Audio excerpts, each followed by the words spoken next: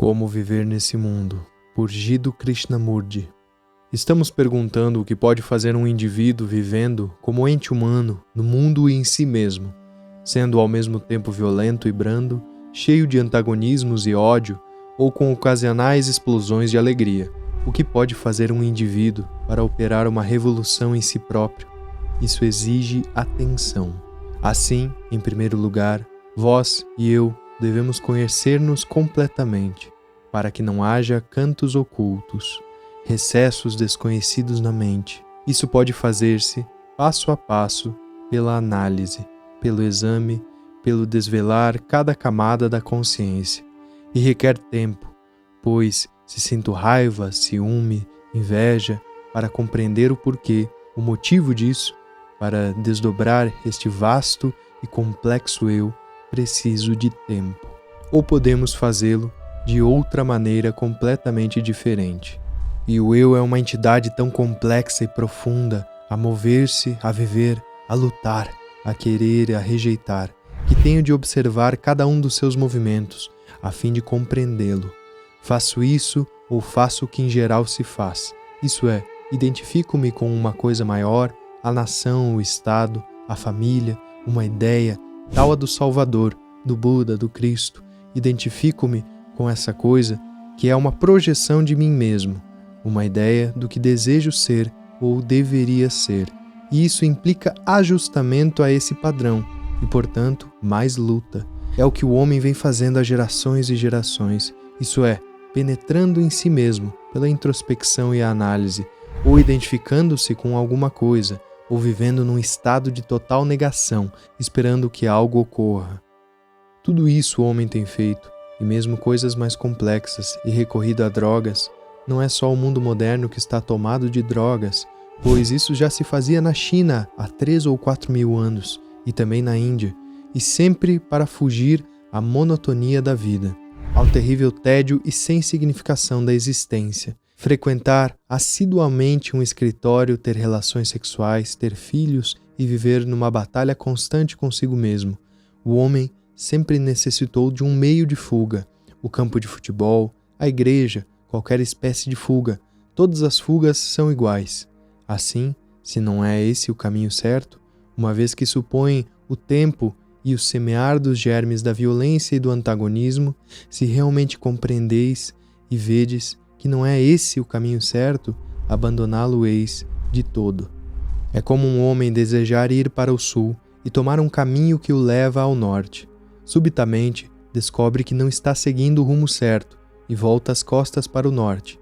O mesmo acontece quando percebemos que todas as tentativas feitas pelo homem, através dos tempos, não representam o caminho certo, embora haja quem diga o contrário. Podemos então olhar a nós mesmos de maneira totalmente diferente. Podemos olhar-nos sem o tempo. Existe essa coisa complexa chamada eu, com seus antagonismos, temores, esperanças, aspirações, ambições, avidez, essa totalidade que é o eu. Posso olhá-lo de maneira tão complexa que instantaneamente o compreenda em seu todo? Afinal de contas, que é a verdade? O percebimento da verdade, o sentimento do que é a verdade, com sua beleza, seu amor, como se pode alcançá-lo? Só se pode ver a verdade quando a mente não está fragmentada, quando se vê a totalidade, quando vedes a totalidade de vós mesmos, não apenas tais e tais fragmentos, porém a totalidade de vosso ser. Vedes a verdade e compreendeis todo o complexo conjunto. Pode um indivíduo olhar a si mesmo tão completa e atentamente que a totalidade dele próprio lhe seja revelada num instante? Em geral, somos incapazes disso, porque nunca nos aplicamos seriamente ao problema. Nunca olhamos para nós mesmos. Nunca. Culpamos a outros, buscamos explicações para as coisas ou temos medo de olhar-nos. Nunca olhamos para nós mesmos, para nos vermos exatamente como somos. Só podeis olhar totalmente quando aplicais toda a atenção. Nessa atenção não há medo, porque quando olhamos com toda a nossa mente, corpo, nervos, olhos, ouvidos, tudo, não há lugar para o medo, para a contradição, para o conflito. Após vós terdes olhado desta maneira profunda, estais então apto a penetrar mais fundo ainda. Não digo mais fundo no sentido comparativo, pensamos sempre de modo comparativo. Profundidade e superficialidade, felicidade e infelicidade, estamos sempre a medir. Quando digo preciso penetrar profundamente ou mais profundamente em mim mesmo, esse mais profundamente é um termo comparativo. Ora, existem em nós tais estados como superficial e profundo? A mente que está sempre a comparar, sempre a medir, criará sempre ilusões. Se me estou medindo por vós, que sois arguto, mais inteligente, estou a esforçar-me para igualar-vos e negando a mim mesmo, tal como sou, e estou criando uma ilusão. Assim, ao compreender que as comparações de qualquer espécie só levam a maior ilusão e a maior aflição, ou que quando me identifico com qualquer coisa maior, o Estado, o Salvador, uma ideologia, ao compreender que este pensamento comparativo só conduz a mais ajustamentos e, por conseguinte, a um conflito maior, abandono de todo. Minha mente já não está então a buscar, a tatear, a indagar, a questionar, a exigir, a esperar, o que não significa que esteja satisfeita com as coisas como são. Já não tem então nenhuma imaginação. Pode ela então mover-se numa direção totalmente diferente, a dimensão em que estamos vivendo nossa vida cada dia. A dor, o prazer e o medo que nos tem condicionado a mente e limitado a sua natureza, tudo isso desapareceu de todo. Há então a alegria, que é coisa totalmente diferente do prazer. O prazer é criado pelo pensamento, que também cria o medo, mas o deleitamento, a verdadeira alegria, o sentimento de bem-aventurança, não é resultado do pensamento. A mente funciona, então, numa dimensão em que não há conflito, não há sentimento de diferença, de dualidade. Verbalmente, só podemos chegar até este ponto. O que existe além não pode ser posto em palavras. Portanto, as palavras não representam a coisa real. Compreendei, a árvore real não é a palavra árvore. A palavra é diferente do fato.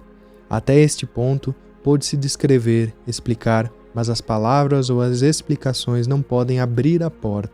O que abrirá a porta é o percebimento diário, a atenção constante. Percebimento sem escolha do que se está passando interiormente, de maneira como falamos, do que dizemos, da maneira como andamos, do que pensamos, percebimento diário de tudo isso. É como limpar um aposento a fim de mantê-lo em boa ordem, mas manter o aposento em boa ordem é coisa sem importância. É importante num sentido e completamente sem importância noutro sentido. Deve haver ordem no aposento, mas a ordem não abrirá a janela. O que abrirá a janela, a porta, não é vossa volição, nem vosso desejo. Não se pode chamar a outra coisa. O que se pode fazer é só conservar o aposento em ordem, quer dizer, ser virtuoso, mas não da virtude ou moralidade de uma certa sociedade, da virtude que sempre espera alguma coisa. Por amor à virtude ser são, racional, ordenado, então, talvez, se tendes sorte, a janela se abrirá e as auras entrarão. Isso poderá não acontecer, pois depende do nosso estado mental. Esse estado só pode ser compreendido por vós mesmos, observando-o, porém, nunca tentando moldá-lo, quer dizer, observando-o sem escolha. Mediante esse percebimento sem escolha, a porta talvez se abra e conhecereis aquela dimensão na qual não há conflito, não há tempo. Conhecereis aquilo que jamais se pôde expressar em palavras. Você acabou de ouvir um trecho do livro Como Viver Nesse Mundo, por Jiddu Krishnamurti, um grande filósofo treinado pela Teosofia, escola fundada por Helena Blavatsky, e que por muitos foi considerado como um avatar encarnado, como o próximo Cristo, uma reencarnação do grande Messias, mas que, dentre todos os seus títulos, negou todos eles, pois sabia que a verdade não estava em títulos, em status sociais, em coisas montadas pela moral humana. Krishnamurti foi preparado pela sociedade teosófica para ser justamente uma figura, um ideal, uma representação de um Salvador encarnado aqui na Terra. Mas quando percebeu essa verdade, viu que nenhuma filosofia, nenhum caminho religioso ou algo formulado pela moral humana poderia de fato trazer tal compreensão. Então ele trilhou caminhos solitários, sem se vincular a mais nenhuma outra vertente ideológica, filosófica, religiosa ou esotérica. Krishnamurti viveu como um verdadeiro buscador da verdade, um verdadeiro iniciado, aquele que sabia a verdadeira essência por detrás dos véus. E como Helena Blavatsky, curiosamente a fundadora da teosofia, escreveu Isis desvelada sem véus, Krishnamurti viveu a verdade sem véus, o esoterismo sem esses véus que são impostos. Então, se você gostou desse trecho e fez sentido na sua vida, compartilhe com seus amigos, com as pessoas que você ama, para que mais buscadores possam chegar na verdade, sem véus. E não se esqueça de deixar um like e comentar aqui embaixo. Eu sou um buscador da verdade. Eu sou um alquimista da grande obra. Eu vou ficando por aqui. Até um próximo vídeo. Tchau, tchau.